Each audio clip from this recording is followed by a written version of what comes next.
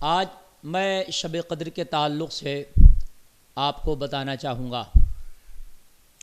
کچھ لوگوں کا گمان ہے کہ شب قدر جو ہے سال میں کبھی بھی آ سکتی ہے، اور کچھ لوگوں کا گمان ہے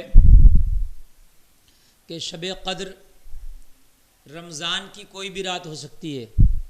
کچھ لوگوں کا گمان ہے کہ رمضان کی آخری عشرے میں شب قدر ہے، اور جیسے کہ حدیث کریمہ سے ثابت ہے، بہت سی حدیثیں ہیں اس کے تعلق سے کہ نبی نے رمضان کے آخری عشرے کے تعلق سے بشارت دی ہے شب قدر کے تعلق سے۔ قرآن شریف میں اللہ تعالیٰ ارشاد فرماتا ہے بسم اللہ الرحمن الرحیم انا انزلناه فی لیلۃ القدر وما ادراک ما لیلۃ القدر لیلۃ القدر خیر من الف شہر۔ اللہ فرماتا ہے کہ ہم نے قرآن کو لیلۃ القدر میں نازل کیا، اور تم کیا جانو لیلۃ القدر کیا ہے؟ پھر فرماتا لیلۃ القدر خیر من الف شہر، لیلۃ القدر 1000 مہینوں سے بہتر ہے۔ 1000 مہینہ عبادت کرنا ایک طرف، اور ایک طرف ایک رات لیلۃ القدر کی جاگ کر عبادت کرنا، وہ 1000 مہینوں پر بھاری ہے ایک رات۔ سامعین، ایک اللہ کے نبی جلیل القدر نبی حضرت موسیٰ علی نبینا علیہ الصلاۃ والسلام کا زمانہ ہے۔ حضرت موسیٰ کا گزر ایک ایسے پتھر کے پاس سے ہوا کہ وہ شکل اس کی انڈے کی طرح ہے۔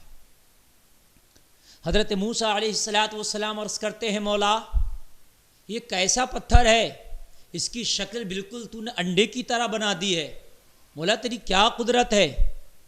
جواب ملا، آواز آئی موسیٰ ہماری قدرت کی اور نشانی اگر دیکھنا ہے تو اس پر اپنا عصا مارو اور پھر ہماری قدرت کی نشانیاں دیکھو۔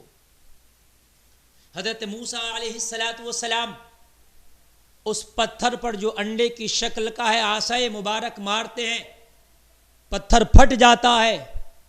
پتھر پھٹا، کیا دیکھا کہ اس میں کوئی اللہ کا نیک بندہ، کوئی بزرگ ہے جو اللہ کی عبادت میں مشغول ہے۔ اتنے سجدے کیے کہ جہاں پر وہ سجدہ کر رہا ہے، سجدہ کرنے کی جگہ پتھر میں گڈھا پڑ گیا ہے، گھس گیا ہے۔ اللہ کے نبی ارشاد فرماتے ہیں حضرت موسیٰ کلیم اللہ علیہ الصلاۃ والسلام، اے اللہ کے نیک بندے تو کب سے یہاں عبادت کر رہا ہے؟ عرض کی میں کئی 100 سال سے یہاں اپنے رب کی عبادت کر رہا ہوں۔ یہاں پر ایک انگور کا کھوشا ہے، مجھے بھوک لگتی ہے تو اس سے کچھ کھا لیتا ہوں، اور یہیں پر ایک پانی کا چشمہ ہے پی لیتا ہوں، اسی کے اندر اللہ نے مجھے مہیا کرا دی ہیں دونوں چیزیں۔ حضرت موسیٰ علیہ السلام نے فرمایا تیری عبادت کتنی لمبی ہو گئی، کتنا لمبا زمانہ، کتنا لمبا پیریڈ ہے تیری عبادت کا کہ تجھ سے بڑھ کے بھی کوئی عبادت کر سکتا ہے؟ اس نے عرض کی ہاں موسیٰ، یہ اللہ کے نبی، ایک کلیم اللہ، ایک آخری پیغمبر ہوگا محمد الرسول اللہ صلی اللہ علیہ وسلم، اس کی امت کو اللہ ایک رات دے گا جس کو لیلۃ القدر کہتے ہیں۔ اس رات میں اگر کوئی جاگ کر عبادت کرے گا تو وہ 1000 مہینوں پہ بھاری ہوگی۔ میری کئی 100 سال کی عبادت پر وہ عبادت بھاری ہوگی۔ کون؟ وہ بزرگ کہہ رہے ہیں۔ تو لیلۃ القدر لوگوں تلاش کرو۔ میں بھی حدیث کی روشنی میں بتاؤں گا انشاءاللہ، حوالے کے ساتھ آپ کو حدیث بتاؤں گا لیلۃ القدر کے تعلق سے۔ لیلۃ القدر جب آتی ہے تو اگر موسم بہت زیادہ گرمی کی راتوں میں آ جائے تو موسم اس دن گرمی کم ہو کے نارمل ہو جاتا ہے، یہ پہچان ہے اس کی۔ اگر بہت زیادہ گرمی کے موسم میں لیلۃ القدر آ گئی تو پھر اللہ اس کی برکت سے بہت گرمی کو ختم کر کے نارمل آ جاتا ہے موسم۔ اور اگر بہت سردی کی راتوں میں، بہت سردی کے موسم میں لیلۃ القدر آ گئی تو اللہ کی رحمت برستی ہے اس رات میں، تو بہت سردی کم ہو کے نارمل موسم ہو جاتا ہے۔ سمندر کا پانی میٹھا کر دیا جاتا ہے اس رات میں، سمندر کا پانی میٹھا کر دیا جاتا۔ اللہ اکبر۔ یہ لیلۃ القدر کی برکتیں ہیں، یہ لیلۃ القدر کی اللہ کی رحمتیں ہیں اس میں جو برستی ہیں۔ حدیث شریف میں ہے کہ جو لیلۃ القدر میں خلوص نیت کے ساتھ کھڑے ہو کر عبادت کرے، یعنی قیام کرے، اللہ کی بارگاہ میں عبادت کرے اور اپنے گناہوں سے معافی مانگے تو اس کے پچھلے گناہ معاف کر دیے جاتے ہیں۔ اور جو رمضان شریف کا خلوص دل سے نیت سے روزہ رکھے، ثواب کی نیت سے روزہ رکھے تو اللہ اس کے اگلے گناہ معاف کر دیتا ہے۔ یعنی اگر رمضان کا روزہ رکھ لیا اور شب قدر میں تو نے عبادت کر لی تو اگلے پچھلے دونوں گناہ معاف کر دیے جاتے ہیں۔ اس میں